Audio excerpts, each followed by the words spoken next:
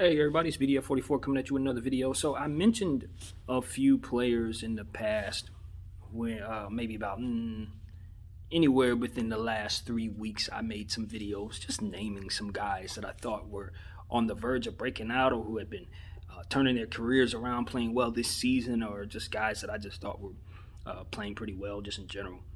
And two guys who hadn't made a name for themselves when I mentioned them have really been playing exceptionally well. Actually, three guys, to be honest. But I came here with two of them on my mind. One of them is Tate from the Houston Rockets. He's starting to get some real rotation minutes. He's starting to really, I think he's starting, if I'm not mistaken. They've been playing him 30 minutes plus a game since they're so depleted and they have a lot going on with their roster.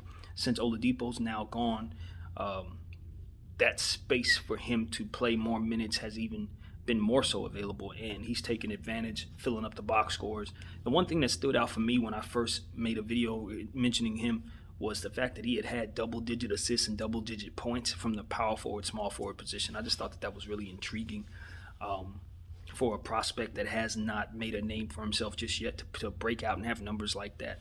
I felt raised eyebrows and deserved some consideration from me. So I just wanted to mention him and just point out once again that he's playing well, and that's something that the Houston Rockets can build upon. Another guy that I was going to mention, even though I said I was only going to do two, since this guy's on his team, Porter Jr. Of course, you guys are probably aware of Porter Jr. at this point. Came from the Cleveland Cavaliers. That situation went south. He found himself with the Rockets. He's been injured for the last couple of games with, I think, a hip flexor or something like that, a leg injury of some sort. But he is back, and he came back and picked up right where he left off yesterday. And he's just really, really a nice young point guard who can do a lot for you. And he's ready to take on a big load, it seems. Definitely not a role player in this league. He's much better than that. So this is the beginning of those two young fellas' careers, and I think the Houston Rockets have some really, really good pieces with those two, coupled with a guy like Martin Jr., etc. So you've probably heard me mention the Rockets before and how excited I am about their young core. They're starting to win games now, as I predicted. Even though they were on a nice long 19-game losing streak, I think they've won two straight. And that's not a surprise to me because Wall is back, and those two guys three guys are getting minutes and are doing good things with them. So I just expect better things out of the Houston Rockets. While I'm thinking about the Houston Rockets, I want to send prayers out to Daniel House's family. They had a very devastating, tragic situation take place where his brother lost his children and his lady in a car accident. I think it was 3 children lost under the age of 10 or something very, very devastating. So I just wanted to mention them while I'm thinking of them and hope for healing and great things to help offset the difficulty that they're going through. And the player that I actually turned on here to mention, the other player that I wanted to mention that I had pointed out and said, yo, this guy is somebody you need to look at. Now he's breaking all the way out. His name is Moses Brown. He is a center with crazy metrics, very long arms, 7'2", and he rebounds like a absolute beast. This is a real rebounding force that has just graced our presence. This is a real guy. The Thunder have him. I don't know how they have him. I think he came from Portland. I think Portland probably was the team that drafted him. And the only reason why I even have an inclination of such is because, once again, fantasy basketball for me is a big deal.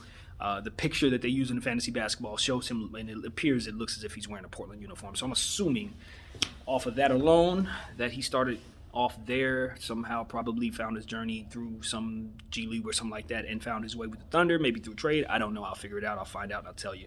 But this guy had 20 points and 23 boards, if I'm not mistaken, a couple games ago. I don't think when he gets major minutes, he is averaging somewhere around 12, 13 rebounds.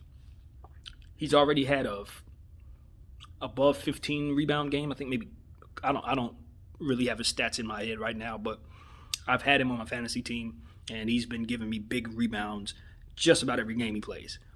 And I'm not just talking about regular big. I'm talking about like Andre Drummond, Dennis Rodman, Shaq. We're talking about real rebounding.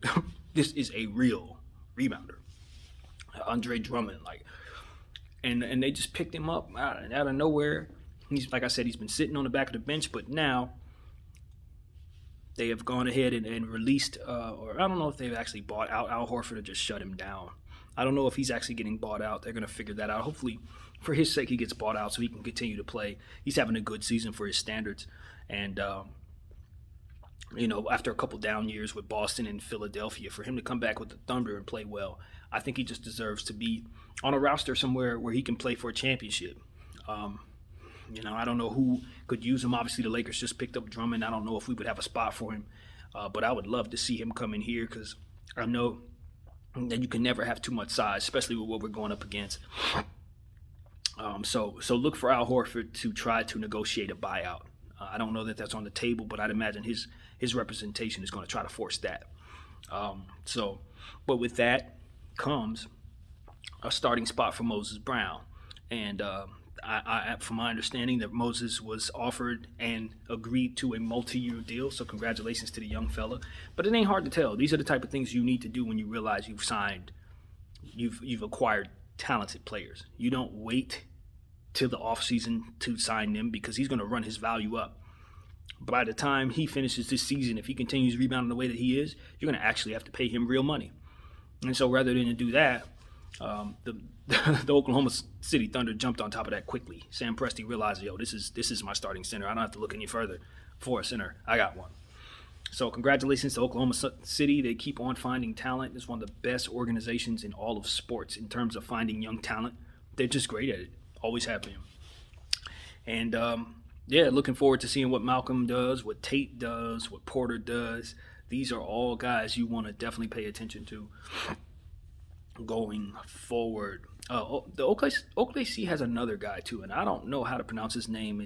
So I'm not going to mess it up. But he's a European youngster with some crazy metrics once again. Long arms, tall, super skinny, lengthy.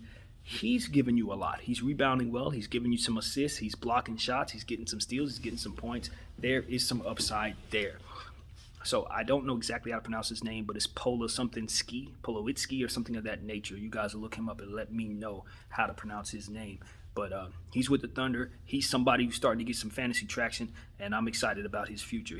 The Thunder are finding pieces, and they haven't even dug into their treasure chest of picks yet. They've already found something special in Brown. They've already found, obviously, that Shai Gilgeous-Alexander is a superstar waiting to happen. And now they have this kid as well, who I think is going to be very, very effective for a very long time if they can continue to develop him, which they seem to be very good at. Also, speaking of the Oklahoma City Thunder, they have agreed, in fact, as I predicted, to buy out Austin Rivers. He is going to enter free agency. Look for him to go to a lot of different places. I know he probably can't go back to the Knicks because he was just there.